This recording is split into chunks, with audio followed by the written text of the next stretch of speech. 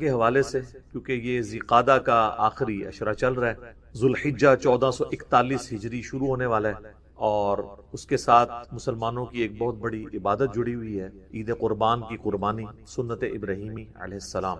تو اسی کانٹیکسٹ میں آج ہم نے ایک اسپیشل مجلس کا انعقاد کیا ہے، اور اس سلسلے میں ہم نے پوری دنیا سے سوالات کلیکٹ کیے تھے۔ آلموسٹ یہ 50 کے قریب سوالات ہیں۔ قربانی کا ہر طرح کا قدیم اور جدید مسئلہ اس کے اندر انشاءاللہ تعالی کور ہو جائے گا۔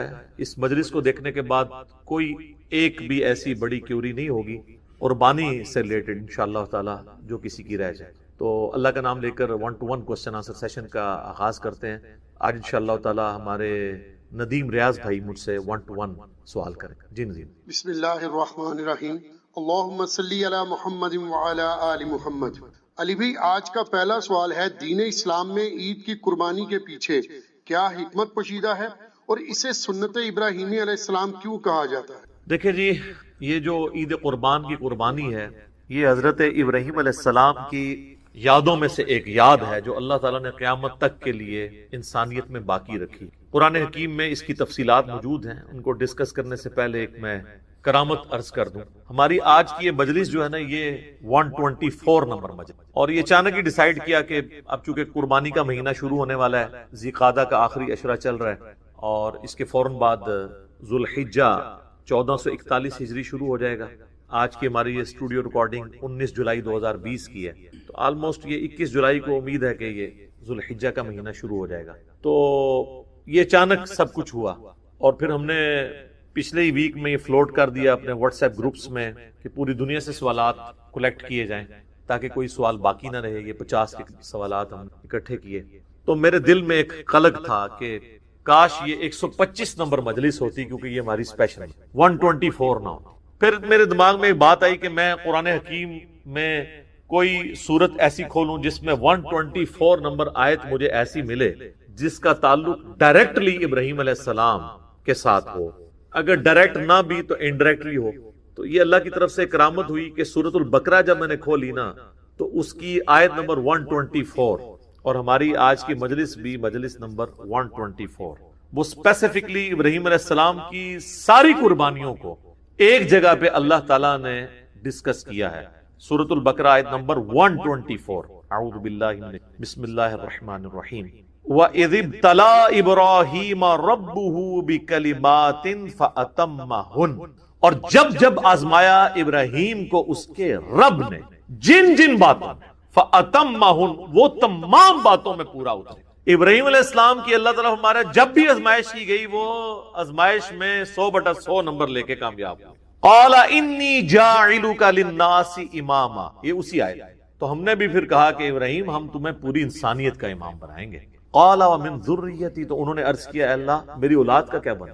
قَالَ لَا يَنَالُ عَهْدِ الظَّالِمِينَ، اللہ نے فرمایا تمہاری اولاد میں جو ظالم لوگ ہیں نا، ان تک میرا یہ وعدہ نہیں پہنچے گا۔ یعنی اس میں امپلائیڈ ہے کہ جو ظالم نہیں ہوں گے ان تک وعدہ پہنچ، بنی اسرائیل میں پہنچا ہے، انی فضلتکم علی العالمین، اور اس کے بعد بنو اسماعیل میں ہمارے محبوب صلی اللہ علیہ وآلہ وسلم آئے، اور یہ سارا معاملہ آگے۔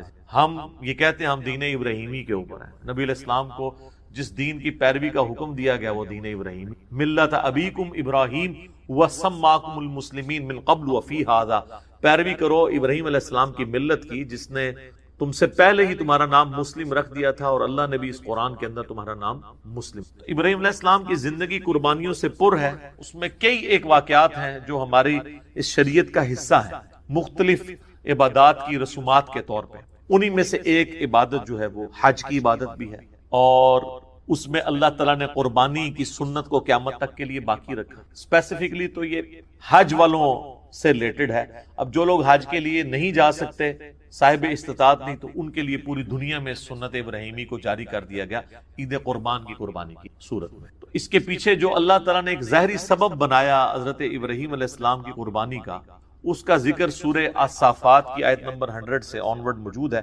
پارہ نمبر 23 کے اندر ابراہیم علیہ السلام کے اس واقعے کا ذکر ہے جس کی وجہ سے یہ سنت باقی رکھی گئی، اس میں اس کا ذکر بھی آ جائے گا۔ ابراہیم علیہ السلام کے بارے میں اللہ تعالیٰ فرماتا ہے کہ جب وہ اپنی قوم کو چھوڑ کے اتنی قربانیوں کے ساتھ نکلے، ہجرت انہوں نے اختیار کی، تو انہوں نے اللہ کے حضور دعا کی، ربی حب لی من الصالحین، اے میرے رب مجھے صالحین میں سے اولاد عطا فرما۔ 87 ایئرز ایج ہو چکی ہے ابراہیم علیہ السلام کی، بے اولاد ہے، 87 سال، بیوی بھی بڑھیا ہو چکی ہے، 80 پلس ہے۔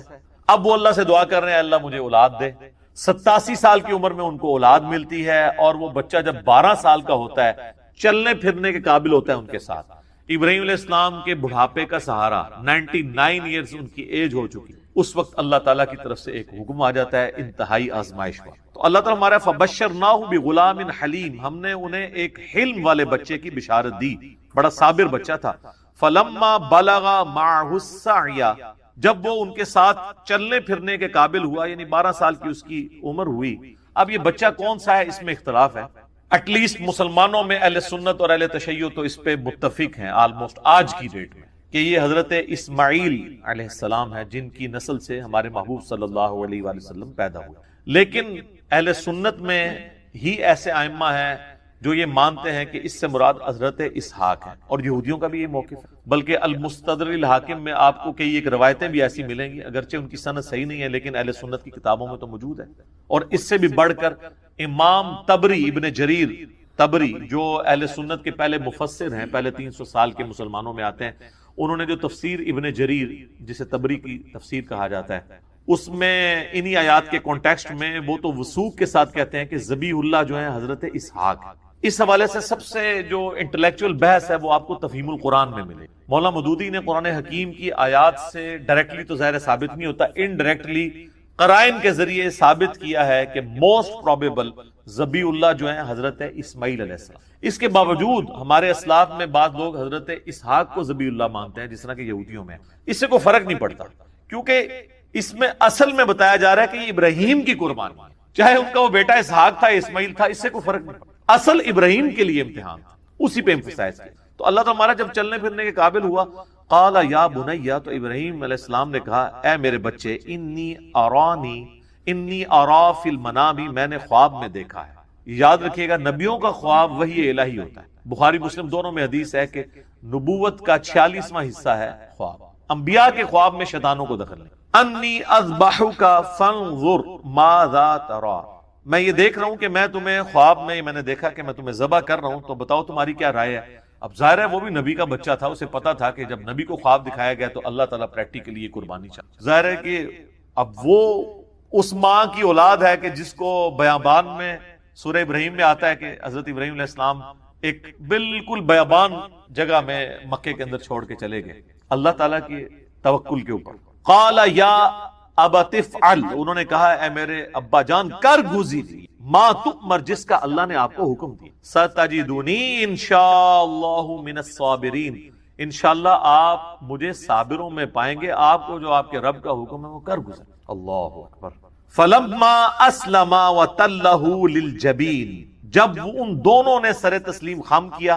اچھا اللہ تعالیٰ اب دونوں کا ذکر، یعنی حضرت ابراہیم بھی اور ان کا بچہ بھی، اسماعیل ہوں یا اسحاق کوئی بھی، دونوں نے اللہ کے حضور سر تسلیم خم کیا۔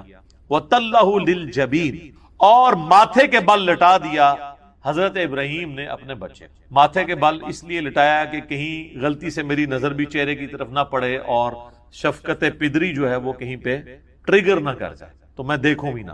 وَنَادَيْنَاهُ أَن يَا إِبْرَاهِيمُ، تو اللہ تعالیٰ ماتا ہے این اس موقع پہ جب وہ چھری چلانے لگے، ہم نے پکارا کہ اے ابراہیم قد صدقت الرؤیا، بے شک تو نے سچا کر دکھایا اپنا خواب۔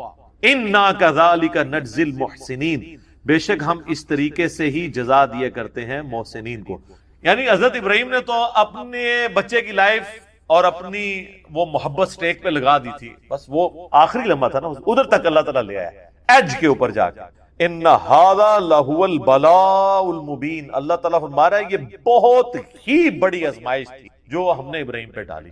یار جس کو اللہ کہہ رہا ہے کہ یہ بہت بڑی آزمائش تھی، وہ آزمائش کتنی بڑی ہے، اور اس میں حضرت ابراہیم کی کتنی تعریف بیان ہوئی۔ اللہ، تو اللہ تعالیٰ فرما رہا ہے وَفَدَيْنَاهُ بِذِبْحٍ عَظِيمٍ، تو ہم نے اس سے فدیہ اس کی جگہ ایک بہت بڑی عظیم قربانی کا بنا دیا، یعنی وہ آسمان سے اللہ کی طرف سے ایک مینڈا نازل ہوا۔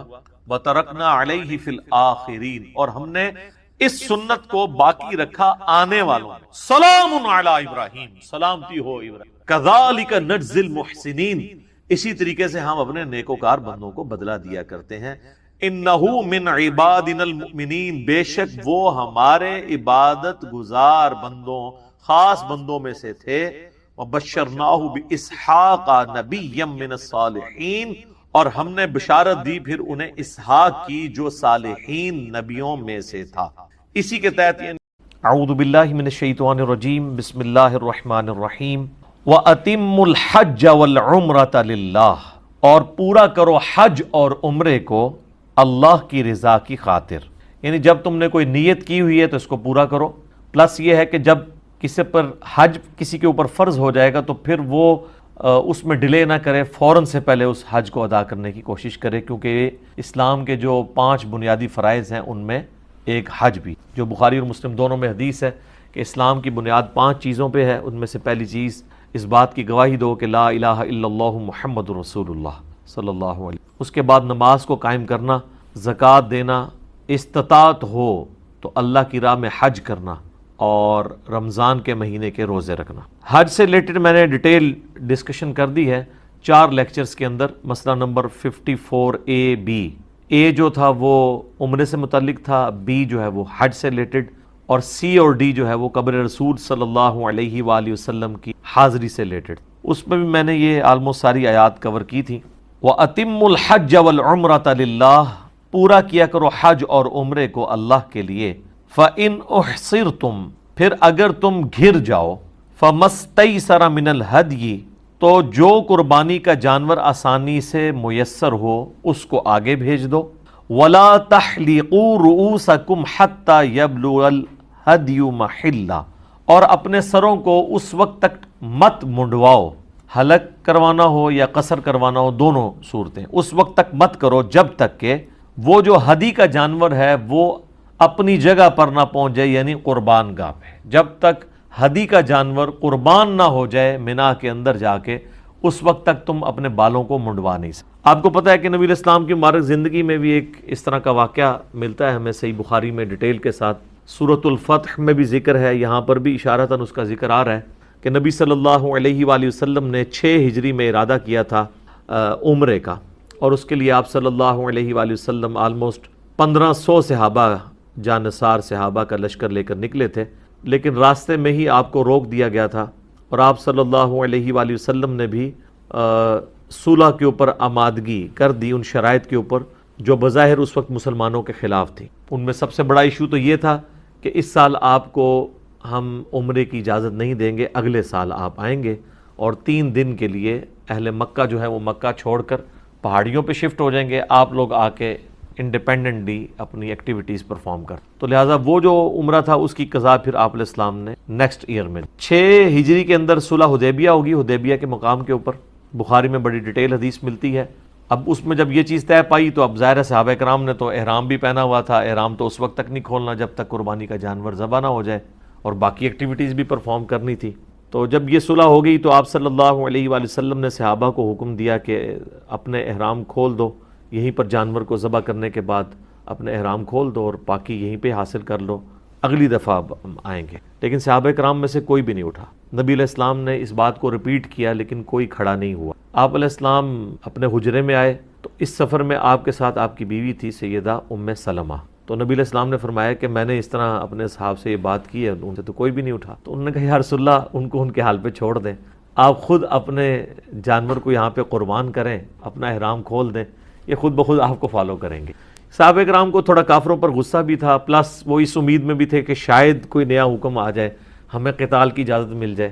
بہرحال نبی علیہ السلام نے جب یہ کیا تو پھر ایک ایک کر کے سارے اٹھے اور سب نے اس سنت کے اوپر عمل کیا۔ تو اسی کانٹیکسٹ میں یہ چیز آ رہی ہے کہ اگر تم گھیر لیے جاؤ تو پھر تم جو ہے وہ قربانی کے جانور کو آگے بھیج دو، جب اپنی قربان گاہ کو وہ پہنچ جائے اور تمہیں پتہ چل جائے وہ قربان ہو گیا، پھر اپنا احرام کھولو اور وہ جو سر منڈانے والا معاملہ ہے۔ لیکن یہاں پر وہ بھی نہیں تھا کیونکہ وہ قربانی کا جانور بھی آگے نہیں جانے تھے، اس لیے نبی علیہ السلام نے قربانی کا جانور بھی وہیں پر ذبح کر لیا۔ تو اس سے یہ بات بھی پتہ چلی کہ عمرے کے لیے بھی قربانی کا جانور ہدی جسے کہا جاتا ہے وہ لے کے جا سکتا، اگرچہ یہ اوبلیگیٹری نہیں ہے، یہ صرف ریکوائرمنٹ ہے حج قران کی یا حج تمتع کی، وہ آگے آ جائیں گی آیات، لیکن اگر کوئی اس طرح کر لیتا ہے تو یہ بھی ایک افضل امر۔ تو جب تک ہدی کا جانور اپنے محلے میں نہ پہنچ جائے، اچھا یہ عربی کا لفظ ہے محلہ، ہم اردو میں سے کیا کہتے ہیں؟ محلہ. تو یہ جو بڑے بڑے لغت والے اردو والے علماء بھی ہیں، پروفیسر بھی ہیں، وہ آپ دیکھیں گے تو ہمیشہ ہی بولتے ہیں محلہ. ایون ہمارے اردو کہ اس لفظ کو جب انگلش میں رومن میں لکھا جاتا ہے تو ایم او کے ساتھ لکھا جاتا ہے، لیکن یہ لفظ ہے محلہ.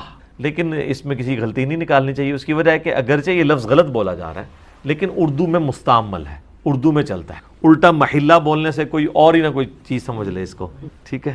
تو ایک اور لفظ ہے وہ بھی قرآن میں آیا ہے، مستقبل، فیوچر. اردو میں ہم کیسے بولتے ہیں؟ مستقبل. اب مستقبل آپ بولنا شروع کر دیں گے تو مستقبل مستقبل لوگ کہیں گے شاید اس کو اردو ہی نہیں آتی. ہاں جہاں پر اتنا زیادہ کوئی لفظ مستعمل نہ ہو وہاں پہ آپ تھوڑا بہت چینج کر دیں تو پھر کام چل جاتا ہے. فمن کان منکم مریضا، پس جو کوئی تم میں سے مریض ہو، اگر کوئی بیمار ہو، او بہی اذا، یا اسے کوئی تکلیف ہو، من رأسہ، اس کے سر میں تکلیف ہو سکتی ہے، جوئیں پڑی ہوئی ہوں.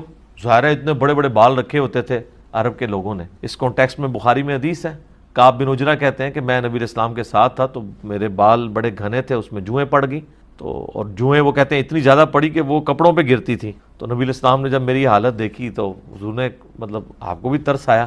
تو یہ پھر آیات نازل ہوئی کہ اگر اس طرح کسی کو جوئیں پڑ دیں، اب ظاہر ہے کہ وہ کوئی 4 گھنٹے کی فلائٹ تو نہیں ہے اسلام آباد سے جدے کی، وہ تو 15 دن کا سفر ہے مدینے سے مکے کا، اور اس میں بھی حدیبیہ پہ پہنچے ہیں، ابھی کئی دن کا سفر باقی ہے. اور اتنی زیادہ جب جوئیں پڑی ہوئی ہوں تو انسان کو رات کو نیند بھی نہیں آتی. تو پھر یہ حکم نازل ہوا کہ اگر کسی کے سر کے ساتھ اس طرح کا ایشو ہو جائے تو اگرچہ وہ احرام جب تک قربانی جانور نہ ہو جائے اس وقت تک آپ سر نہیں منڈوا سکتے. یہ ترتیب ہے نا اس کی. تو اس کے لیے پھر یہ ہے کہ وہ اب یہ اس کی مجبوری ہے وہ اپنا سر منڈوا دے، لیکن اس کے عوض پلینٹی ادا کرے گا، جسے آپ حج کی ٹرمنالوجی میں دم بھی کہتے ہیں. اور اس کیس میں وہ کیا ہوگا وہ آ رہا ہے، او بہی اذم من رأسہ ففدیۃ من صیام، تو وہ سر منڈوانے کے عوض فدیہ دے دے روزوں کی شکل میں، او صدقۃ، یا خیرات کر دے، او نسک، یا قربانی دے. اچھا یہ ایسا موقع ہے جہاں پر آپ کو تینوں آپشن پیرلل میں دیے جا رہے ہیں. ویسے آپ قرآن میں جب کبھی بھی اس طرح کی پلنٹیز دیکھیں گے نا، جیسا کہ سورۃ المائدہ کی آیت نمبر 89 میں آیا ہے کہ جو کوئی منت مانی ہوئی توڑ دے تو قسم جو ہے اس نے کھا لی تھی اب وہ توڑنا چاہتا ہے تو اس کا کفارہ کیا ہے، وہ ایک غلام آزاد کر. تو آتا ہے اگر غلام نہ پائے تو 10 مسکینوں کو کھانا کھلائے یا 10 مسکینوں کو کپڑے دے دے. اور اگر یہ بھی نہ پائے تو 3 مسلسل روزے رکھ. یہ نہیں ہے کہ ڈائریکٹ روزوں پہ جانا ہے، جو افورڈ کر سکتا ہے اس نے وہ والے کام کرنا. لیکن یہاں پر تینوں آسانیاں پیرلل میں ہیں. آپ کی مرضی ہے، امیر ہیں غریب ہیں جو بھی ہیں، آپ فدیہ دے سکتے ہیں اس فارم میں کہ آپ روزے رکھیں، صدقہ کریں یا قربانی دیں. اس کانٹیکسٹ میں بخاری میں حدیث ہے، نبی علیہ السلام سے جب انہوں نے پوچھا تو آپ صلی اللہ علیہ وآلہ وسلم نے فرمایا کہ 6 مسکینوں کو کھانا کھلا دو یا نصف سا ان کو غلہ دے دو، گندم دے دو. آلموسٹ آپ سمجھ لیں 1.25 کلو کے قریب. تو آج کی ڈیٹ میں اگر ہم اس سا کو کیلکولیٹ کریں تو یہ صحیح بخاری کے اندر جو ہے وہ 3 روزے اور 6 مساکین، یعنی ان میں سے کوئی ایک آپشن رکھ سکتے ہیں یا تیسرا آپ قربانی کا جانور بھی کر سکتے ہیں. اس میں پھر یہ ہے کہ ایک پورا جانور ہی ظاہرہ دینا ہوگا. اگر ایک سے زیادہ لوگ ہوں گے تو پھر آپ اونٹ کے اندر 7 لوگ اور گائے کے اندر بھی 7 لوگ شریک ہو سکتے ہیں. اور اگر وہ عید قربان والا معاملہ ہو اس میں اونٹ کے اندر 10 حصے بھی ہیں. فَمَن لَمْ يَجِدْ، پھر جو کوئی قربانی کی طاقت نہ رکھتا ہو، اچھا نہیں بیچ میں یہ آیت رہ گئی ہے، فَمَن تَمَتَّعَ بِالْعُمْرَةِ إِلَى الْحَجِّ. اب یہ ایک اور مسئلہ آ رہا ہے، او نسکین والا تو معاملہ مکمل ہوا. فَإِذَا أَمِنْتُمْ، اور جب تم امن میں ہو جاؤ، یعنی امن میں مراد یہ کہ اب تم سٹیبل ہو گئے ہو، مکے میں پہنچ گئے ہو. فَمَن تَمَتَّعَ بِالْعُمْرَةِ، تو جو کوئی نفع اٹھانا چاہتا ہے عمرے کا، الی الحج، حج کے ساتھ، یعنی حج تمتع کرنا چاہتا. یہ نکاح متع اور اسی طریقے سے حج متع، یہ دونوں ٹرمز استعمال ہوتی ہیں. یعنی ایک سفر کے اندر اس چیز کو، اس فیسلٹی کو اویل کرنا کہ آپ حج کے ساتھ عمرہ بھی کر لیں. صحیح بخاری مسلم میں آتا ہے کہ مشرکین عرب کے اندر یہ چیز گناہ سمجھی جاتی تھی کہ کوئی شخص حج کے لیے سفر کرے اور وہ ساتھ عمرہ بھی کرے. وہ کہتے تھے کہ جی آئے حج کے لیے ہو تو عمرہ کیوں ساتھ کر رہے ہو، عمرے کے لیے آنا ہے تو دوبارہ سے آؤ. تو نبی علیہ السلام نے اللہ تعالیٰ سے ریکویسٹ کی اس معاملے میں، تو نبی صلی اللہ علیہ وآلہ وسلم کو اللہ تعالیٰ نے وحی کے ذریعے بتایا کہ آپ نے یہ رسم توڑنی ہے، یہ رسم غلط ہے. اور آپ علیہ السلام نے جب اپنا پہلا اور آخری حج فرمایا تو آپ چونکہ اپنے قربانی کا جانور ساتھ لا چکے ہوئے تھے، تو آپ علیہ السلام نے فرمایا کہ اگر مجھے پہلے پتہ ہوتا نا تو میں اپنے قربانی کا جانور ساتھ نہ لاتا، چونکہ قرآن میں یہ آیت ہے کہ جو قربانی کا جانور لے آئے جب تک جانور اپنی قربان گاہ تک نہ پہنچے اس وقت تک وہ شخص احرام نہیں کھول سکتا۔ تو اب تو میں تو حج تمتع نہیں، حج قران کروں گا۔ حج قران میں بھی تمتع ہوتا ہے کہ آپ ایک سفر میں حج اور عمرہ اکٹھا کرتے ہیں۔ یہ حج کی 3 قسموں کو سمجھ لیں، پھر آپ کو یہ باتیں سمجھنا ذرا آسان ہوں گی۔ حج کی بیسیکلی 3 قسمیں ہیں۔ نمبر 1 حج افراد، جس کو پنجابی کہنا ہے چھڑا حج، اس میں صرف حاجی ہوگا اور کچھ نہیں ساتھ ہوگا، نہ کوئی جانور قربان کرنا پڑے گا آپ کو، کیونکہ آپ نے اس سے تمتع نہیں لیا عمرے کا۔ یہ جو حج کے موقع کے اوپر قربانی کی جا رہی ہوتی ہے یہ حج کی قربانی نہیں ہوتی، بلکہ حج کے ساتھ آپ جو عمرے کی فیسلٹی کو اویل کرتے ہیں یہ اس کے اگینسٹ آپ کو قربانی دینی ہوتی ہے۔ وہ اسی آیت کے اندر آ جائے گا، سورۃ البقرہ کی آیت نمبر 196۔ اور اس میں جو شخص قربانی کی استطاعت نہیں رکھتا تو وہ 10 روزے رکھے گا، 3 ایام حج کے اندر رکھے گا، اور ایام حج یعنی پہلے جو 9 دن ہیں، 1 ذوالحجہ سے لے کر 9 ذوالحجہ تک، ان کے اندر 3 روزے رکھ لے گا اور 7 گھر واپس آ کے رکھے تو وہ 10 روزے بن جائیں گے۔ وہ آیات آ جائیں گی۔ حج افراد کے اندر آپ نے کوئی قربانی نہیں دینی ہوتی، صرف حج کرنا ہوتا ہے۔ حج جو تمتع ہے اس میں آپ عمرہ بھی ساتھ کرتے ہیں اور حج بھی ساتھ کرتے ہیں، فائدہ اٹھا لیتے ہیں، اور فائدہ یہاں تک اٹھاتے ہیں کہ آپ اگر پہلے پہنچ گئے ہیں مکے کے اندر، ابھی حج کی ایکٹیویٹیز کے دن باقی ہیں جو 8 ذوالحجہ سے شروع ہوتے ہیں، تو آپ اپنا احرام کھول دیں۔ ہم نے حج تمتع کیا تھا، دنیا میں آلموسٹ 95% زیادہ لوگ حج تمتع کرتے ہیں کیونکہ وہ پہلے ہی لے جاتے ہیں وہاں پہ آپ کو، تو آپ عمرہ کر کے احرام کھول دیتے ہیں۔ ابھی تو 8-10 دن حج میں پڑے ہوتے ہیں، اب 8-10 دن احرام کی پابندیاں کوئی کس طرح برداشت کرے گا کہ کوئی آپ نے ناخن بھی نہیں کاٹنے، بال بھی نہیں اور ٹوٹنے چاہیے، اور باقی آپ نے پورا پروٹوکول، کوئی اس طریقے سے کھجلی بھی نہیں کرنی، سر پہ کوئی چیز بھی نہیں رکھنی، اتنی ساری پابندیاں۔ تو نبی علیہ السلام نے پھر صحابہ کو حکم دیا کہ جنہوں نے عمرہ کر لیا ہے عمرہ کرنے کے بعد احرام کھول دیں۔ خود نبی علیہ السلام نے احرام نہیں کھولا کیونکہ آپ قربانی کا جانور ساتھ لائے تھے، اور قرآن میں حکم ہے کہ جب تک قربانی کا جانور قربان نہ ہو جائے آپ احرام نہیں کھول سکتے۔ تو جو لوگ قربانی کا جانور نہیں لائے ہوئے تھے، نبی علیہ السلام فرمایا تمہیں تو کوئی مجبوری نہیں ہے، اس کو کھولو۔ تو پھر بھی کچھ لوگوں نے نہیں کھولا، تو آپ فرمایا وہ نافرمان ہے جو میرے اس حکم پہ عمل نہیں۔ پھر ایک صحابی نے آگے پوچھا، بخاری مسلم دونوں میں آتا ہے کہ یا رسول اللہ یہ ہمارے لیے آسانی ہے یا بعد کے لوگوں کے لیے؟ تو آپ علیہ السلام فرمایا کہ قیامت تک حج اور عمرہ اس طرح آپس میں داخل ہو گئے، یعنی اب آپ نے سنت کو جاری کر دیا۔ تو حج تمتع میں آپ احرام کھول دیتے ہیں، پھر 8 ذوالحجہ کو آپ ظہر کے بعد جو ہے وہ احرام باندھ لیتے اور پھر آپ منا چلے جاتے، اور پھر وہ جو حج کی ایکٹیویٹیز ہیں وہ 12 تک وہ آپ نے وہ کرنی ہوتی ہیں۔ اس میں سے بھی پہلے دن ہی آپ نے ظاہر ہے کہ جب 9 ذوالحجہ کا دن آئے گا تو عرفات سے آپ واپس آئیں گے۔ ترتیب یہ ہوتی ہے کہ 8 اور 9 کی درمیانی رات آپ نے منا میں گزارنی، اور پھر صبح کے وقت آپ نے وہاں سے نکلنا ہے، صبح سے مراد فجر کے بعد، سورج نکلنے کے بعد، اور آپ نے دن اپنا عرفات میں گزار۔ لوگ پیدل بھی چلے جاتے ہیں، آلموسٹ پیدل وہاں سے آپ سمجھ لیں 1-1.5 گھنٹہ لگ جاتا ہے، اور بسوں میں جائیں تو 3-4 گھنٹے لگ جاتے ہیں کیونکہ بہت رش ہوتا ہے۔ اب تو بڑی چوڑی روڈ انہوں نے بنا دی ہے، آپ پیدل ہی جائیں تو آسانی رہتی ہے، جگہ جگہ پانی پینے کی جگہ بھی۔ 9 ذوالحجہ کا دن آپ نے یوم عرفہ جو اصل اس کی روح ہے وہ میدان عرفات میں گزارنا ہے، اور میدان عرفات میں آپ نے ظہر اور عصر کی نمازوں کو جمع کر کے پڑھنا ہے اور قصر پڑھنا ہے۔ یہ حج کی خصوصیت ہے، 2 فرض ظہر کے 2 عصر، اور پھر مغرب تک مسلسل دعائیں کرنی ہیں۔ ادھر کی عبادت دعائیں ہیں، یا آپ نے وہ جو سنت اذکار ہیں، لا الہ الا اللہ وحدہ لا شریک لہ لہ الملک ولہ الحمد وہو علی کل شیء، یہ میدان عرفات کی دعا ہے۔ سبحان اللہ والحمد للہ ولا الہ الا اللہ واللہ اکبر، یہ بھی دعا ملتی ہے۔ اور جب مغرب کی نماز کا وقت ہو جائے تو آپ نے نماز نہیں پڑھنی بلکہ مزید اندھیرا ہونے کا انتظار کرنا۔ تھوڑا سا جب اندھیرا ہوگا تو آپ نے بغیر نماز پڑھے وہاں سے نکلنا ہے، اور آ کر آپ نے مزدلفہ میں آ جانا ہے۔ مزدلفہ جو ہے وہ منا اور عرفات کے درمیان ہے، یعنی صبح آپ منا میں خیمے لگائے ہوئے تھے، منا سے چلے گئے عرفات، واپسی پہ منا واپس نہیں آئیں گے بلکہ راستے میں آپ مزدلفہ کے اندر رکیں گے، اور وہاں پر آپ نے رات گزارنی ہے 9 اور 10 کی درمیانی رات، اور اسی رات میں آپ نے مغرب و عشاء کی نماز وہاں پہ رات کو جس ٹائم بھی پہنچیں، آپ رات 12-1 بجے پہنچنے میں بھی کامیاب ہو جائے تو یہ آپ کی کامیابی ہے۔ بعض لوگ فجر کے وقت ہی پہنچ رہے ہو، جو پیدل آتے ہیں وہ تو پہنچ جاتے ہیں، جو گاڑیوں میں آتے ہیں وہ فجر کے قریب ہی کہیں پہنچتے ہیں، لیکن اس رات کا کچھ حصہ وہاں پہ گزارنا ضرور۔ تو آپ مغرب اور عشاء کی نماز پڑھیں گے، 3 فرض مغرب کے 2 عشاء کے، اس کے بعد فجر کی نماز پڑھنی ہے، فجر کے بعد آپ نے طلوع آفتاب کا انتظار کرنا، سورج نکلنے کا۔ جیسے ہی سورج نکلے گا تو آپ نے پھر منا آ جانا ہے اپنے خیموں کی طرف، کیونکہ یہ پہلا دن ہے جس میں آپ نے وہ جمرات کو کنکریاں مارنی، جس کو کہتے ہیں شیطان کو کنکریاں، اور یہ ہے 10 ذوالحجہ کا دن۔ حاجیوں کے لیے 10 ذوالحجہ کے دن عید کی نماز کو، کیونکہ انہوں نے اپنی ایکٹیویٹیز پرفارم کر، احرام انہوں نے پہنا ہوا ہے، تو سیدھا جائیں گے۔ وہ 3 جمرات ہیں، یعنی وہ جس کو شیطان کہتے ہیں یہاں کے لوگ، جن کی نشانی بنی ہوئی ہے۔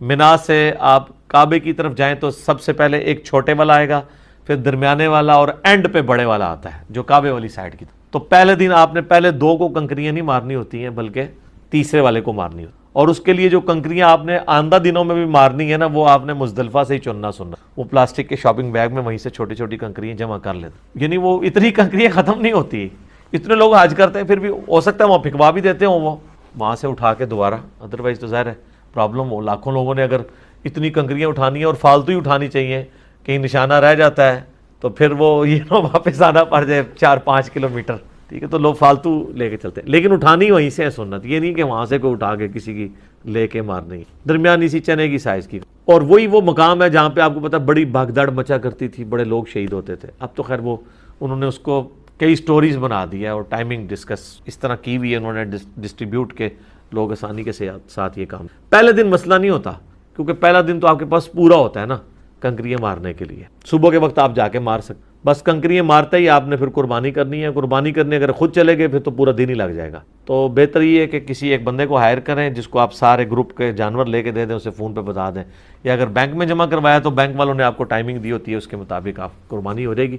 قربانی ہوتے ہی پھر اب آپ آزاد ہیں کہ اپنے سر کے بال منڈوائیں، احرام کھول دیں اور سادہ کپڑوں میں آ کے طواف زیارت کرنے کے بعد آپ نے واپس منا میں رات گزارنی ہے، یعنی 10 اور 11 کی درمیانی جو رات ہے وہ بھی منا میں گزارنی ہے، پھر 11 اور 12 کی درمیانی رات بھی وہاں پہ گزارنی ہے، اور اگلے 2 دنوں میں وہ جو یہ یعنی آپ نے 11 اور 12 کو جو کچھ کرنا ہے وہ اس میں آپ نے تینوں کو کنکریاں مارنی ہو۔ خیر یہ پورا ایک طریقہ ہے، میں ساری اس کی نٹی گریٹیز میں تو پھر 1 گھنٹہ اور لگ جائے گا، میں ایک ایک چیز بتاؤں۔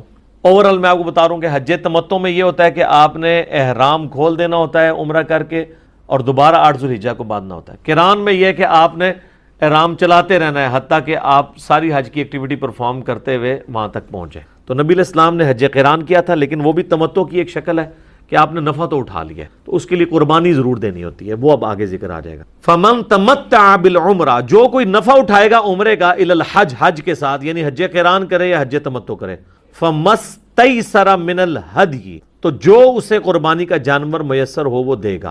فمن لم یجد، تو جو کوئی اس کی طاقت نہ رکھے یعنی اتنا غریب ہے، فصیام 3 ایام، تو وہ 3 دن کے روزے رکھے گا، فی الحج، حج کے دنوں، وسبعۃ اذا رجعتم، اور 7 رکھے گا جب واپس آئے گا، تلک عشرۃ کاملہ، یہ ہوئے پورے 10۔ 3 یعنی حج کے دنوں میں وہیں پہ رکھنے ہوں گے۔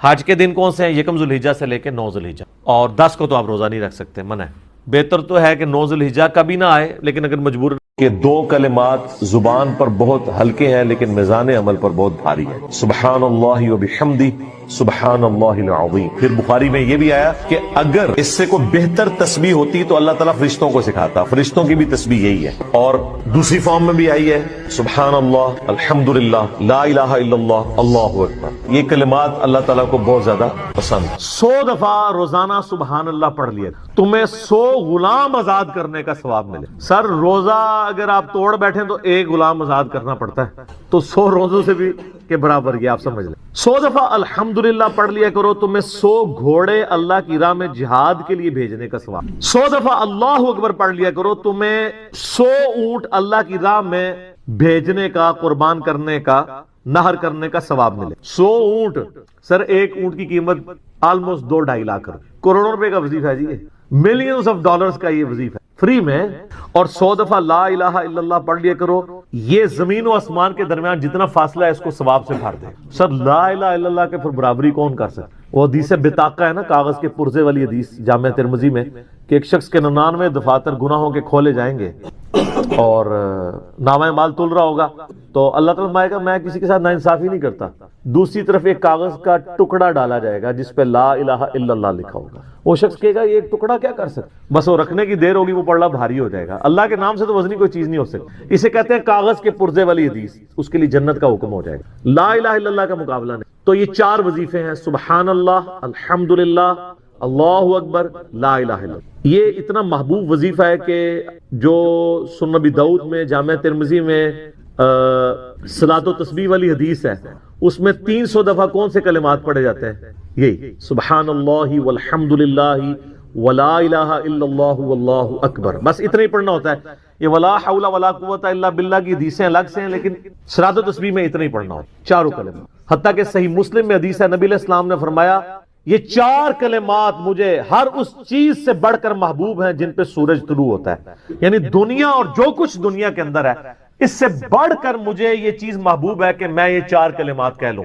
سبحان اللہ والحمدللہ ولا الہ الا اللہ واللہ اکبر. اور صحیح مسلم کی ایک اور حدیث ہے کہ نبی علیہ السلام نے فرمایا اللہ تعالیٰ کو اس سے بڑھ کر کوئی اور کلمات محبوب نہیں ہے. اور یہ حصہ بخاری میں بھی ہے اس کا.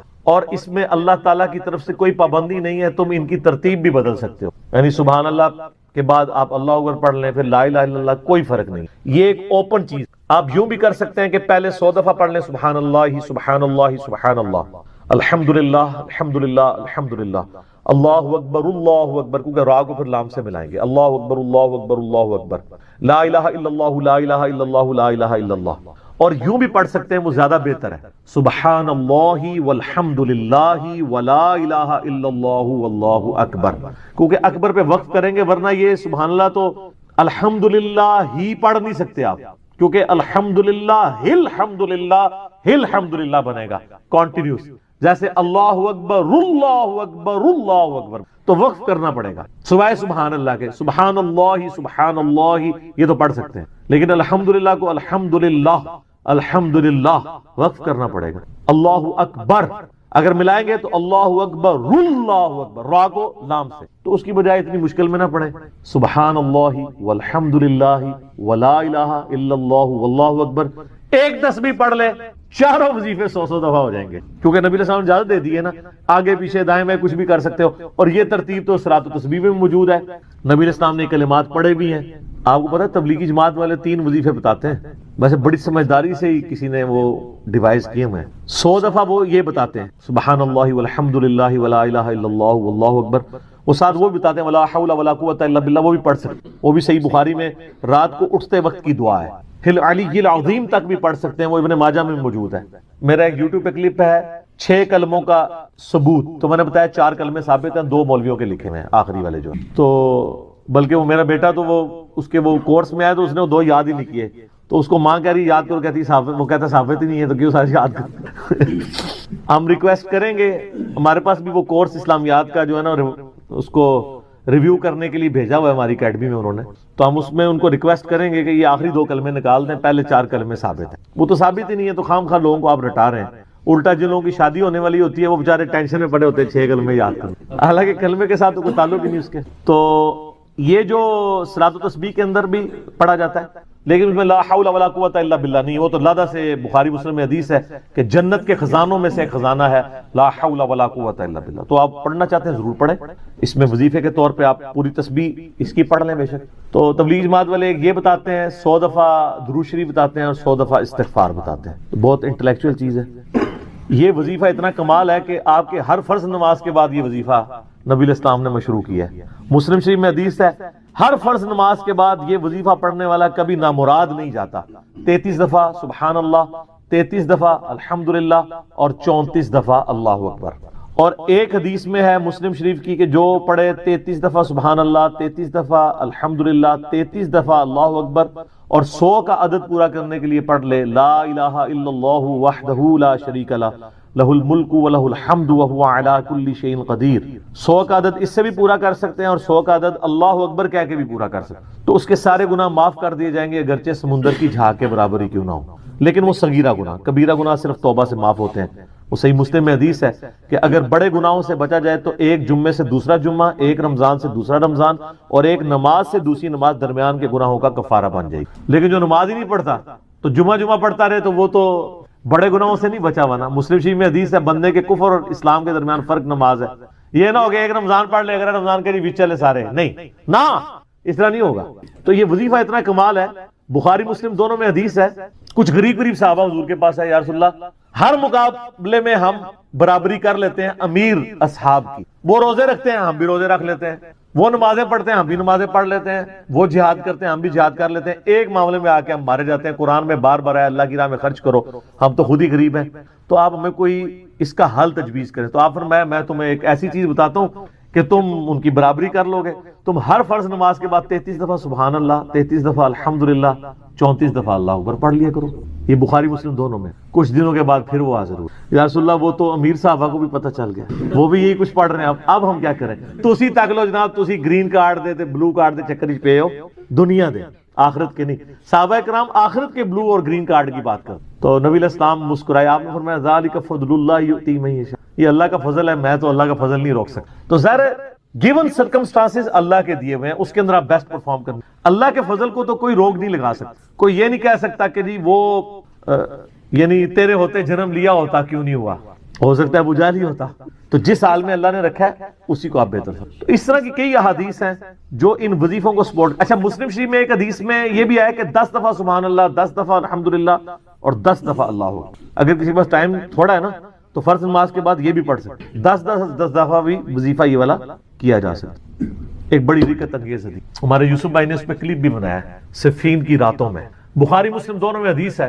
مولا علی علیہ السلام خود روایت کر رہے ہیں، وہ کہتے ہیں کہ نبی علیہ السلام کو جب اللہ نے کشادگی دی، کچھ غلام آپ کو گفٹ ملے، تو میں نے فاطمہ سے کہا کہ تم پورا دن گھر کی صفائی کرتی ہو، چکی چلاتی ہو، اس کی وجہ سے ان کے ہاتھ پہ بھی نشان بن گئے تھے، اس طریقے سے سامان اٹھا کے لاتی تھی تو وہ رسی کے نشان یہاں پڑے ہوئے تھے۔ تو نبی علیہ السلام سے جا کے جو ہے وہ ایک غلام ڈیمانڈ کر لیتے ہیں جو ہمیں ذرا ہیلپ آؤٹ کر دے گا، جب سب کو مل رہا ہے تو ہمیں بھی مل جائے گا۔ تو سیدہ فاطمہ حاضر ہوئی، یہ حدیث بخاری میں بھی ہے مسلم میں بھی۔ تو حضور علیہ السلام کے پاس گئیں، بات نہیں، طبیعت میں تربیت کس کی تھی سر؟ بولڈنس نہیں تھی وہ، حالانکہ باپ ہے اور حضور کو پتا تھا اپنی بچی کی، تو وہ گئیں، بات نہیں کر سکی، واپس چلی گئی۔ تو حضور علیہ السلام محفل برخاست ہوئی، آپ خود آ گئے۔ سر وہ حدیث کمال ہے، مولا علی کہتے ہیں میں اور فاطمہ ایک چادر میں لیٹے ہوئے تھے اور نبی علیہ السلام ہمارے گھر میں آئے اور پاؤں کی جانب سے نبی علیہ السلام ہمارے بستر میں داخل ہوئے، حتیٰ کہ آپ کے پاؤں کی ٹھنڈک ہم نے اپنے سینے پہ محسوس، یعنی حضور علیہ السلام نے پاؤں کی جانب سے اپنے پاؤں انٹر کیے اور وہ پاؤں سیدہ فاطمہ اور مولا علی کے سینے تک پہنچ گئے تو انہوں نے ان کو سینے سے لگا لیا۔ سر یہ فرینکنس کسی صحابی کو نصیب ہو سکتی؟ تو آپ نے فرمایا وہ فاطمہ تم آئی تھی، کوئی کام تھا؟ سیدہ فاطمہ سے پھر بھی بات نہیں۔ تو حضرت علی کہتے ہیں میں نے نا پھر کہا یا رسول اللہ وہ میں نہیں بھیجا تھا، پورا دن کام کرتی ہے۔ آپ کی بیوی کہتی ہیں ہماری کوئی ذمہ داری نہیں ہے، یہ بھی تو بیوی تھی نا۔ بخاری مسلم میں حدیث ہے جنتی عورتوں کی سردار ہے فاطمہ سلام اللہ علیہا۔ تو میں نے غلام کے لیے عرض کیا تھا یہ تھک جاتی ہے ہمیں ہیلپ آؤٹ کر دے گا۔ آپ علیہ السلام فرمایا میں تمہیں اس سے بہتر نہ چیز عطا کروں کہ یا رسول اللہ عطا کریں، یعنی آپ لوگ تو سمجھ رہے ہوں گے کہ غلام مانگا ہے تو شاید ایک گھوڑا بھی ساتھ گفٹ مل جائے گا۔ ان کا جب رات کو بسترے پہ جانے لگو نا تو 33 دفعہ سبحان اللہ، 33 دفعہ الحمدللہ اور 34 دفعہ اللہ اکبر پڑھ لیا کرو، یہ تمہارے لیے اس غلام سے بھی بہتر ہے، یعنی سارے دن کی تھکاوٹ اتر جائے گی۔ سر یہ بہت بہترین وظیفہ ہے۔ تو اچھا یہ حدیث مولا علی پوری زندگی سنایا کرتے تھے کیونکہ حضرت فاطمہ اور مولا علی کی ایک محبت بڑی مثالی تھی۔ پھر لوگ بھی جو ہے نا وہ مولا علی سے پوچھا کرتے تھے فاطمہ والی حدیث، تسبیح فاطمہ، اسے تسبیح فاطمہ اسی لیے کہا جاتا ہے۔ تو یہ حدیث جب بیان کی مولا علی نے تو آگے نے تابعی نے پوچھ لیا، بخاری مسلم دونوں میں، کہ حضرت علی کہتے ہیں کہ وہ دن ہے آج کا دن ہے، میں نے کبھی یہ وظیفہ چھوڑا نہیں۔ سر استقامت تو خود مل جاتی ہے، جس کے بسترے میں جا کے نبی علیہ السلام وظیفہ سکھا رہے ہوں تو وہ پوری زندگی اس واقعے کو کبھی بھول سکتا ہے کہ مجھے خود آ کے میرے بسترے میں آ کے، اور حتیٰ کہ آپ کے قدم مبارک میرے سینے سے لگے تھے، اس حال میں حضور نے مجھے یہ تحفہ دیا ہے، وہ تحفہ کوئی بھلا سکتا ہے؟ تو تابعی نے کہا کہ مولا علی سے کہا کہ کیا جنگ صفین کی راتوں میں بھی آپ یہ وظیفہ پڑھا کرتے؟ جب مسلمانوں پہ اتنا مشکل وقت تھا، آپ میدان جنگ میں تھے، آپ دیکھیں 30 سال کے بعد مولا علی کو تلوار دوبارہ اٹھانا پڑی اسلامی نظام کو بچانے کی۔ تو مولا نے کہا ہاں صفین کی راتوں میں بھی میں نے کبھی یہ وظیفہ نہیں چھوڑا. تو اس پہ وہ کلپ بنایا تھا صفین کی راتوں میں. یہ اتنا کمال کا وظیفہ. اللہ تعالیٰ ہمیں اس وظیفے پہ استقامت دے اور کچھ نہ کر سکیں یہ ضرور کیا کریں. بخاری مسلم حدیث ہے, ہم عائشہ کہتی ہیں نبی علیہ السلام نے فرمایا کہ اللہ تعالیٰ کو سب سے بڑھ کر محبوب عمل وہ ہے جو مستقل مزاجی سے کیا جائے خواہ تھوڑا ہی کیوں نہ ہو, بنسبت اس عمل کے جو بہت زیادہ ہو لیکن مستقل مزاجی سے نہ ہو. ایک بندہ ایک دن 1000 دفعہ سبحان اللہ پڑھتا ہے, اگلے دن 10 دفعہ پڑھتا ہے, اس سے بہتر روزانہ ہی 10 دفعہ پڑھ لیں. تو یہ وظیفہ 100 دفعہ پڑھنے کے لیے کوئی زیادہ ٹائم ریکوائرڈ نہیں ہوتا. آپ روٹین میں ہیں, آپ پاس دونوں آپشن ہیں, الگ الگ کر کے پڑھ لیں تب بھی ٹھیک ہے, ایک ہی دفعہ میں پڑھ لیں سبحان اللہ والحمدللہ ولا الہ الا اللہ واللہ اکبر تب بھی درست. اور فرض نماز کے بعد تو اور کوئی وظیفہ, ایک آیت الکرسی والا وظیفہ اور یہ تسبیح فاطمہ والا وظیفہ اور تکبیر بلند کرنا, استغفار پڑھنا, اللہم انت السلام منک السلام, سارے اذکار اس میں لکھے ہوئے. چند ایک وظائف تو ضرور پڑھیں اور اس میں یہ والا وظیفہ کبھی نہ چھوڑیں, یہ بہت ایکسٹرا آرڈنری ہوتا ہے. روزے کی جو ٹائمنگز ہیں یعنی سحری اور افطاری کی, یہ بھی اکثر لوگ پوچھ رہے ہوتے ہیں کہ ہم نے اذان کو فالو کرنا ہے یا ٹائمنگ کو فالو کرنا ہے. بھائی آپ نے ٹائم کو فالو کرنا ہے. اذان جو ہے وہ سحری اور افطاری کے لیے نہیں دی جاتی, اذان دی جاتی ہے آج کے دور میں اس لیے کہ نماز کے لیے آپ کو انفارم کیا جائے. وہ بھی خیر ہم گھڑیوں سے معاملہ چلا سکتے ہیں لیکن وہ شعار اسلام میں سے اسے ہم چینج نہیں کر سکتے. اس لیے اذانیں تو ساری کی اذانیں بھی 15 منٹ تک ہوتی رہتی ہیں اور لوگ اس دوران کھاتے پیتے رہتے ہیں. تو اس طرح تو روزہ نہیں ہوگا بھائی. اگر آپ کا ٹائم ٹیبل بتا رہا ہے کہ آج 5:10 پہ ختم سحری ہے تو بس آپ نے 5:09 پہ ہی کھانا پینا بند کر دینا ہے اپنے علاقے کے مطابق. اذان کا تو کوئی تعلق ہی نہیں ہے. بعض اوقات مساجد کے اندر گھڑیاں سٹینڈرڈ ٹائم پہ نہیں ہوتی ہیں, ان کو بھی 5:10 کا پتا ہے لیکن 3 منٹ گھڑی پیچھے ہے, تو ظاہر ہے وہ تو جا کے 5:13 پہ اذان دیں گے اور آپ اذان کے اوپر لائک کریں گے. لہذا آج کے دور میں تو یہ مسئلہ اس طریقے سے نہیں ہونا چاہیے. پلس افطار کے وقت بھی گھڑیوں کی ٹائمنگ کا فرق ہوتا ہے اور پھر کچھ زدہ معاملات بھی چل رہے ہوتے ہیں. ہم نے تو اپنے جیلم شہر میں دیکھا ہے کہ بالکل صحیح ٹائم پہ اذان دے رہے ہوتے ہیں اہل حدیث. جیسے ہی رمضان شروع ہوتا ہے 5 منٹ پہلے اذان دینا شروع کر دیتے ہیں, جی بھی جلدی افطار کرنا ہے. بھئی وقت سے پہلے تو افطار نہیں کرنا. لہذا پہلا شرعی مسئلہ یہ ہے کہ آپ لوگوں کے پاس ٹائم ٹیبل بھی موجود ہے, گھڑی سٹینڈرڈ ٹائم ہونی چاہیے, ایپس ہیں تو ان کے ذریعے آپ دیکھ لیں. اس میں بھی جو کراچی یونیورسٹی والوں کی کیلکولیشن ہے ٹوائلائٹس کے پوائنٹ آف ویو سے وہ بہترین ہے, اس کو آپ فالو کریں. اور اپنی جو مساجد کے اندر ڈیجیٹل واچ ہیں ان کو وہ شافعی ٹائم کے اوپر آپ رکھ لیں. ویسے تو حنفی اور شافعی ٹائم میں فجر اور مغرب کا فرق نہیں ہے, وہ صرف عصر کا فرق آتا ہے, لیکن چلیں وہ آپ اس کو اس پہ سیٹ کر لیں اور اس کو آپ نے فالو کرنا ہے. 5 منٹ پہلے ہی روزہ بند کر دیں. اسی طریقے سے کھولنا ہے تو جب تک وہ ٹائم پورا نہ ہو جائے روزہ نہیں کھولنا, ادروائز آپ کا روزہ سرے سے نہیں ہوگا. یہ ایک کریٹیکل مسئلہ ہے. باقی قرآن حکیم میں جو میں نے آپ کو بتایا رکوع نمبر 23 آیت نمبر 183 سے 188 اس میں بھی آیا ہے کہ آپ نے روزے کو سٹارٹ کرنا ہے طلوع فجر سے لے کر رات ہونے تک. اور رات کی ڈیفینیشن شریعت میں غروب آفتاب ہے. رات کے لیے یہ ضروری نہیں کہ بالکل سیاہ ہو جائے, نہیں, جیسے ہی سورج غروب ہوگا رات کا وقت شروع ہو جائے گا. مسئلہ نمبر 2, اذان کے دوران کھانا پینا. تو بھائی یہ جو اذان کے دوران کھانا پینا ہے یہ ایک سنن ابی داؤد کی حدیث تھی جسے مس یوز کیا لوگوں نے. وہ اس طریقے سے نہیں تھی. وہ یوں ہے کہ سنن ابی داؤد میں حدیث ہے کہ جو شخص سحری کر رہا ہے اور اس دوران اذان شروع ہو جائے تو جو اس کے سامنے برتن ہے اس میں سے کچھ کھا پی لے جلدی سے, یعنی وہ جو ٹرانزیشن پیریڈ ہے اس دوران. یہ نبی علیہ السلام نے کہیں نہیں فرمایا کہ آپ 10 منٹ پہلے سحری ختم کر کے بیٹھے ہیں اور اذانیں شروع ہوگی اور آپ پانی پینے کے لیے بھاگ رہے ہیں, آپ کا روزہ نہیں ہوگا. یہ اس شخص کے لیے ہے کہ مثلا 5:05 پہ اس نے سحری شروع کی اور 5:10 پہ ختم سحری ہو رہی ہے. اس دوران وہ 1-2 منٹ اوپر کھا لیتا ہے ٹرانزیشن پیریڈ میں, تو اس کے لیے ایک گنجائش ہے. یہ بھی بہتر ہے کہ ایسا نہ کرے. لیکن ایک بندہ اٹھا ہی 5:10 پہ ہے اور اسے پتا ہے کہ 5:25 تک اذانیں چلتی ہیں اور ختم سحری ہے ہی 5:10 ہے, تو وہ 15 منٹ کے جی میں اذانوں کے دوران کھا رہا ہوں, اس کا روزہ کوئی نہیں. بالکل یہ ذہن میں رکھیے گا. تو وہ اس حدیث کو غلط لوگوں نے یوز کیا, وہ ٹرانزیشن پیریڈ کے لیے تھا. جس طرح بخاری مسلم میں ہے کہ جس نے طلوع آفتاب سے پہلے فجر کی ایک رکعت پا لی، اس نے فجر کی نماز پا لی، اگرچہ ایک رکعت اس کی اس ٹرانزیشن پیریڈ میں ہے کہ سورج نکل رہا ہے، غروب وقت ہے، لیکن پھر بھی اس کی نماز ہو جائے گی۔ اس طریقے سے اسی حدیث میں ہے جس نے غروب آفتاب سے پہلے عصر کی ایک رکعت پا لی، اس نے عصر کی نماز پا لی، اگرچہ اس کی 3 رکعتیں مغرب کے وقت میں۔ تو یہ ٹرانزیشن پیریڈ کی بات ہو رہی ہے، یہ ذہن میں رکھیے گا۔ اور یہ بھی اس شخص کے لیے ہے جو شخص اس سے پہلے سحری شروع کر چکا تھا، کسی مجبوری کی وجہ سے وہ لیٹ اٹھا تھا، لیکن اگر کوئی شخص اٹھے ہی ایسے وقت میں کہ ختم سحری ہو چکی ہے، اس کے لیے یہ نہیں ہے، یہ ذہن میں رکھیے گا۔ اس کی مرضی ہے، ٹھیک ہے، وہ 8 پیرا روزہ رکھنا چاہتا ہے رکھ لے، ادر وائز چھوڑنا چاہتا ہے چھوڑ دے، بعد میں ایک روزے کی قضا دے دے، اگر اسے یہ خدشہ ہے کہ میں کھائے پیے بغیر روزہ چلا نہیں سکوں گا۔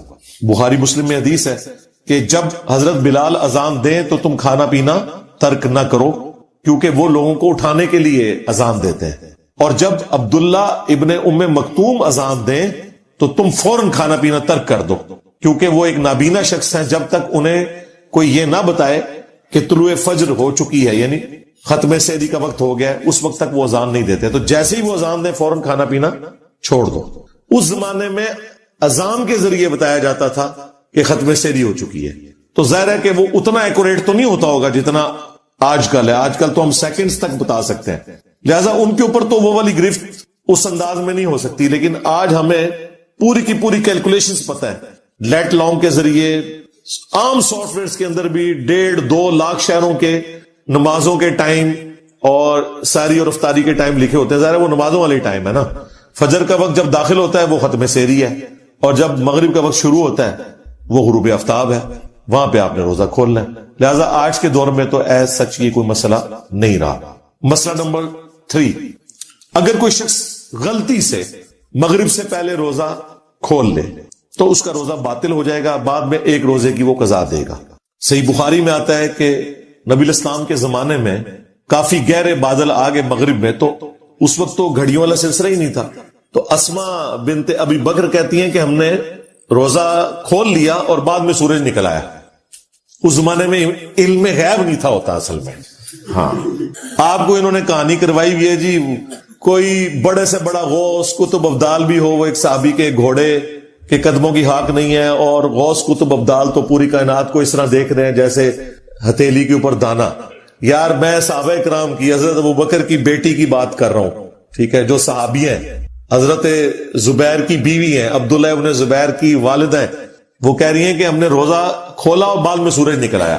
تو وہ عبداللہ ابن زبیر کا جو چھوٹا بھائی ہے عروہ ابن زبیر، ان کے بیٹے تھے ہشام، وہ یہ روایت بیان کر رہے تھے، تو وہ ہشام بن عروہ سے کسی نے پوچھا کہ جب سورج نکل آیا تھا تو پھر وہ روزے کا کیا بنا؟ تو انہوں نے کہا روزے کی قضا دی تھی، اس کے سوا تو کوئی چارہ ہی نہیں تھا۔ لیکن دیکھیں آج یہ نہیں ہو سکتا، میں کہتا ہوں جی گپ اندھیرا چھا جائے اور غروب آفتاب کا ٹائم آپ کی گھڑی بتا رہی ہے 6:20، ہمارا بچہ بھی روزہ نہیں کھولے گا، جو مرضی ہو جائے، وہ کہے گا جی یہ تو سورج نکل آئے گا۔ یہ سائنس کی برکات میں آپ کو بتا رہا ہوں کہ آج کل دین کو پریکٹس کرنا کتنا آسان ہے، یہ غلطی کے چانس ہی ختم ہو گئے۔ تو اس سے یہ بات پتہ چل گئی کہ اگر کوئی شخص اس طریقے سے غلطی کر بیٹھے تو وہ بھول چوک اس کی معاف نہیں ہوگی، اس کا روزہ اسٹیبلش ہی نہیں ہوگا اس کیس کے اندر۔ مسئلہ نمبر 4 کہ اگر کوئی شخص بھول کر کھا پی لے، یعنی اسے یہ یاد نہیں رہا کہ اس کا روزہ تھا، تو اب اس کا حکم ڈیفرنٹ ہے۔ وہ بخاری مسلم میں حدیث ہے، جو شخص بھول کر کھا پی لے تو اسے اللہ نے کھلایا اور پلایا ہے، اس کا روزہ اس سے ضائع نہیں ہوگا، لیکن جیسے ہی اسے یاد آئے گا وہ جو منہ میں بھی لقمہ ہے وہ باہر پھینکنا ہوگا۔ یہ نہیں ہے کہ اب بوٹی رکھی ہوئی ہے تو چلو، نہیں، اس ایک لمحے میں جیسے ہی آپ کو پتا چلا تو اس کو بھی آپ نے منہ والی غذا کو بھی باہر نکالنا ہوگا۔ اگر اسے آپ نے اندر کر لیا پھر روزہ گیا، کیونکہ اب آپ کو پتا چل گیا۔ اسی طریقے سے اسی میں امپلائڈ ہے، اگر کوئی میاں بیوی کا تعلق اس اعتبار سے قائم ہو گیا، ویسے تو یہ بہت دور کی بات ہے، لیکن چونکہ ہمیں سوال پوچھا جاتا ہے، ہماری مجبوری ہے کہ ہم بتائیں کہ وہ بھی پھر روزہ اس کا اس اعتبار سے باطل نہیں ہوگا اگر بھول کر کوئی ایسا معاملہ ہوا۔ مسئلہ نمبر 5، مردوں کے لیے اگر نائٹ فال والا ایشو ہو جائے، احتلام ہو جائے روزے کی حالت میں، تو کیا اس کا روزہ ٹوٹ جائے گا؟ نہیں، اس کا روزہ نہیں ٹوٹے گا، کیونکہ یہ تو اس کے اختیار میں نہیں ہے، لہذا نائٹ فال کے کیس میں روزہ نہیں ٹوٹتا۔ مسئلہ نمبر 6، وہ ہے کہ اگر عورت کے مینسز شروع ہو جائیں، یعنی وہ پیریڈ شروع ہو جائیں، تو کیا اس کا روزہ ٹوٹ جائے گا؟ جی، اس کا روزہ ٹوٹ جائے گا۔ اس کی وجہ یہ ہے کہ بخاری مسلم میں حدیث ہے، عائشہ سلام اللہ علیہا کہتی ہیں کہ نبی علیہ السلام ہمیں حالت حیض میں چھوڑے ہوئے جو روزے ہیں ان کی قضاء کا بعد میں حکم دیتے تھے، اور نمازوں کی قضاء کا حکم نہیں دیتے تھے۔ یعنی پیریڈز میں جو نمازیں چھوٹتی ہیں وہ ظاہر مشکل کام ہے، پھر وہ 35 نمازیں بن جائیں گی، وہ اللہ تعالیٰ نے عورتوں سے معاف کر دی ہیں، لیکن روزوں کی معافی نہیں ہے، وہ آپ نے بعد میں قضاء دینی ہے۔ لہذا اگر غروب آفتاب سے 1 منٹ پہلے بھی اگر کسی کے ساتھ پیریڈز والا ایشو ہو گیا تو وہ والا اس کا روزہ اسی وقت ختم ہو جائے گا۔ لیکن ظاہر ہے کہ پھر وہ لوگوں کے سامنے کھانے پینے کی تو ضرورت نہیں ہے، عورتوں کو پتا ہوتا ہے، وہ پردے سے اپنے معاملات کو لے کے چل رہی ہوتی ہے۔ مسئلہ نمبر 7، کیا جنوبی شخص جس پہ غسل فرض ہو وہ روزہ رکھ سکتا ہے؟ بالکل رکھ سکتا ہے۔ بخاری اور مسلم دونوں میں حدیث ہے، اما عائشہ سلام اللہ علیہا کہتی ہیں کہ نبی علیہ السلام حالت جنابت میں ہوتے تھے، احتلام کی وجہ سے نہیں، کسی اور وجہ سے، وہ انہوں نے پردے میں بات کی میاں بیوی کے تعلق کے پوائنٹ آف ویو سے، تو نبی علیہ السلام روزہ رکھ لیا کرتے تھے اور پھر طلوع فجر کے بعد غسل اتارا کرتے تھے۔ یعنی آپ اگر اٹھے ہیں سپوز 4:45 بجے اور آپ کو پتا ہے 5:10 پہ ختم ساری ہے، اگر میں غسل کرنے گیا تو میری ساری رہ جائے گی، تو کوئی ضرورت نہیں غسل کرنے کی، تسلی سے ساری کریں، اس کے بعد آپ غسل اتاریں۔ جنبی شخص روزہ رکھ سکتا ہے۔ اسی میں وہ امپلائڈ ہو گیا مسئلہ جو میں نے پہلے بیان کیا تھا کہ اگر کوئی شخص جنبی ہے تو جنبی ہونا اس کے روزے کو نہیں توڑے گا، کیونکہ جنبی جب روزہ رکھ سکتا ہے اور روزے کے دوران کوئی جنبی ہو گیا نائٹ فال کی وجہ سے، تو پھر اس کا روزہ نہیں ٹوٹے گا۔ البتہ اگر کوئی جان بوجھ کے ایسا معاملہ کرتا ہے، خواہ وہ ازدواجی تعلق کا ہو یا کوئی انفیئر مینز کو یوز کرے، میں وہ انورٹڈ کامز میں ایک ذرا پردے میں گفتگو کر رہا ہوں، دونوں صورتوں میں اس کا روزہ پھر چلا جائے گا، سیدھی سی بات ہے۔ مسئلہ نمبر 8، روزہ کن کاموں سے ٹوٹتا ہے؟ یہ تو کچھ ہم نے ڈسکس کر لیے، انہیں سم اپ کر لیں۔ نمبر 1، جان بوجھ کر کھانے پینے سے روزہ ٹوٹ جائے گا۔ نمبر 2، جان بوجھ کر میاں بیوی کا تعلق قائم کرنا، وہ روزہ توڑ دے گا۔ اور نمبر 3، وہ اسپیسیفکلی عورتوں کے لیے ہے کہ جب ان کے پیریڈ شروع ہوں گے آٹومیٹکلی ان کا وہ روزہ ٹوٹ جائے گا، لیکن وہ روزہ بعد میں قضا کریں گے، یہ وہ گناہ والے زمرے میں نہیں آئے گا۔ اور نمبر 4، اگر کوئی شخص غلط طریقے سے، یعنی مردوں کے لیے میں بات کر رہا ہوں، مسٹربیشن والا ایشو کرتے ہیں تو ان کا روزہ بھی ٹوٹ جائے گا۔ مسئلہ نمبر 9، اگر کوئی روزہ توڑ ہی بیٹھے تو اس کا پھر کفارہ کیا ہوگا؟ تو وہ بخاری اور مسلم میں رپورٹ ہوا ہے کہ اگر کوئی شخص میاں بیوی کے ازدواجی تعلق کی وجہ سے روزہ توڑ بیٹھا ہے تو اس کا تو بڑا سخت کفارہ ہے۔ ایک غلام کو آزاد کرے گا جو آج کل آبسلیٹ ہو چکے ہیں، اب تو غلام نہیں ملتے، ادروائز 60 روزے رکھے گا، 60 روزے نہیں رکھ سکتا اور وہ بھی مسلسل رکھنے ہیں تو 60 مساکین کو کھانا کھلائے گا، اور ظاہر ہے یہ اس کے لیے جو بیچارہ افورڈ کر سکتا ہے، جو نہیں کر سکتا صرف توبہ کر لے کافی ہے۔ تو یہ کفارہ، اس کے اوپر امام بخاری نے باب باندھا ہے کہ اگر میاں بیوی کے تعلق کی وجہ سے روزہ ٹوٹے تو اس کا یہ کفارہ ہے۔ بیسیکلی امام بخاری نے حنفیوں کا رد کیا۔ حنفی ہر مسئلے میں جس میں آپ روزے کو توڑ دیں گے وہ یہی کفارہ بتاتے ہیں، یعنی اگر کوئی جان بوجھ کے کھا پی لے نا تو وہ کہتے ہیں وہ بھی 60 روزے رکھے گا، جبکہ یہ کفارہ صرف اس معاملے میں تھا۔ اور میرا موقف بھی امام بخاری کے ساتھ ہے، کھا پی کر روزہ توڑنا اور اس طریقے سے توڑنا زمین و آسمان کا فرق ہے، اس میں پلنٹی واقعی ہونی چاہیے۔ اس میں تو چلے کوئی کسی کے ساتھ کوئی ایسا مسئلہ ہو سکتا ہے، کوئی مجبوری ہو گئی، کسی کے اوپر کمزوری طاری ہوگی، اسے روزہ توڑنا پڑ گیا، اور مجبوری میں تو خیر ویسے بھی الاؤ ہے، اس کی سزا وہ نہیں ہوگی۔ جان بوجھ کر کوئی کھا پی لے تو اس کے بارے میں قرآن و سنت خاموش ہے کہ وہ کفارہ کیا ادا کرے گا۔ البتہ المصنف ابن ابی شیبہ میں سعید ابن جبیر تابعی اور سعید ابن مسیب تابعی کے اقوال ملتے ہیں کہ اگر کوئی شخص جان بوجھ کر کھا پی کر روزہ توڑ لے تو وہ توبہ کرے گا اور تھوڑا بہت اللہ کی راہ میں صدقہ اور خیرات کر دے جو اس کی توفیق ہے، اور اس کے بعد بدلے میں ایک روزہ رکھ لے، اسے وہ 60 روزوں والا جو پلنٹی والا معاملہ ہے اسے وہ نہیں کرنا پڑے گا، اس کا یہ معاملہ ریزالو ہو جائے گا۔ اور یہ مسئلہ نمبر 10 تھا جو میں نے بیان کر دیا، چونکہ یہ آپس میں جڑے ہوئے تھے کہ کھا پی کر روزہ توڑنے کا کفارہ ڈیفرنٹ ہے اور ازدواجی تعلق والا کفارہ ڈیفرنٹ ہے، اور اس میں اب اجتہادی مسئلہ ہو جائے گا کہ اگر کسی نے ماسٹربیشن کے ذریعے روزہ توڑا ہے تو اس کے اوپر 60 روزوں والا تو حکم لگانا ایک بہت ایکسٹریم ہے، اس کے لیے بھی صرف توبہ اور ایک روزے کا کفارہ بعد میں ادا کرنا ہوگا۔ مسئلہ نمبر 11، روزے کی قضا کب تک کر سکتے ہیں، یعنی اگلا رمضان آنے سے پہلے پہلے کب کرنی ہے؟ تو اس کے بارے میں بخاری اور مسلم دونوں میں حدیث ہے۔ عائشہ سلام اللہ علیہا کہتی ہیں کہ میں اپنے جو پیریڈز کے روزے چھوٹ جاتے تھے رمضان کے، میں ان کی قضا شعبان کے مہینے میں دیا کرتی تھی، جو اگلا شعبان آنے والا ہے، یعنی اگلے رمضان سے پہلے جو شعبان کا مہینہ تھا اس میں عائشہ کہتی ہیں کہ میں قضا دیا کرتی تھی، اور اس کی ریزن یہ تھی، انہوں نے خود بیان کر دی، نبی علیہ السلام کی مشغولیت کی وجہ سے، چونکہ بخاری مسلم میں ہے کہ کوئی عورت نفلی روزہ بھی اپنے خاوند کی اجازت کے بغیر نہیں رکھ سکتی، چونکہ نبی علیہ السلام بخاری مسلم میں رپورٹ ہوا ہے کہ شعبان کا پورا مہینہ روزہ رکھا کرتے تھے۔ تو اما عائشہ کہتی ہیں مجھے پتا ہوتا تھا کہ حضور روزے سے ہیں، تو مجھے آپ سے اجازت کی بھی ضرورت نہیں ہے، تو میں اپنے ان 7 روزے جو بنتے تھے یا جو بھی بنتے تھے ان کی قضا دے لیا کرتی تھی۔ اس سے یہ پتا چل گیا کہ پورے سال میں کسی بھی وقت آپ روزوں کی قضا کر سکتے ہیں۔ بعض لوگ شوال کے 6 روزوں کے اندر ڈبل نیت کر لیتے ہیں، اس طرح نہیں ہوگا بھائی، ہاں یہ ہو ہی نہیں سکتا کہ آپ نے نوٹوں کے کیس میں، مال کے کیس میں تو یہ نہیں کرتے کہ ڈبل نیت کر لیں، تو وہ نفلی روزے الگ سے رکھنے ہوں گے، یہ قضا روزے الگ سے۔ تو پورے سال میں کسی بھی وقت آپ روزے قضا کر سکتے ہیں، اور اس میں آپ کے اوپر کوئی قدغن نہیں ہے کہ گرمیوں میں روزے چھوٹے ہیں تو سردیوں میں کیوں قضا دے رہے ہیں، آپ کی مرضی دے سکتے ہیں، اس کے اوپر اللہ تعالیٰ نے کوئی گرفت نہیں رکھی۔ اسی میں ایک اور مسئلہ اس کے ساتھ جو جڑا ہوا ہے وہ یہ ہے کہ اگر کوئی شخص اگلا رمضان آ گیا اور رمضان شریف کے روزوں کی قضا نہیں دی تو اب وہ کیا کرے؟ اس میں قرآن و سنت خاموش ہے۔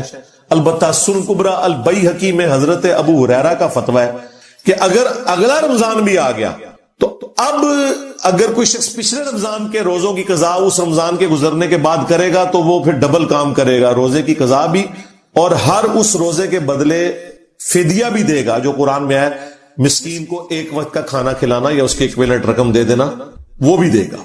اب اسے اس کا فدیہ بھی دینا ہوگا اور قضا بھی کرنی ہوگی۔ مسئلہ نمبر 12، فدیہ کتنا ہے؟ وہ قرآن میں آیا کہ 1 مسکین کو 1 وقت کا کھانا کھلانا۔ حنفی ویسے کہتے ہیں 2 وقت کا کھانا، قرآن میں صرف آیا ہے کہ مسکین کو کھانا کھلانا ہے، وقت ذکر نہیں ہوا، تو اس میں امپلائڈ ہے کہ 1 وقت کا ہی کھانا ہے، اور اس مسکین کا خود روزہ دار ہونا کوئی ضروری نہیں ہے، نہ اس کا خود کوئی نمازی ہونا ضروری ہے، کسی بھی مسکین کو آپ کھانا کھلا دیں، آپ نے اللہ کے لیے کھلایا وہ ہو جائے گا۔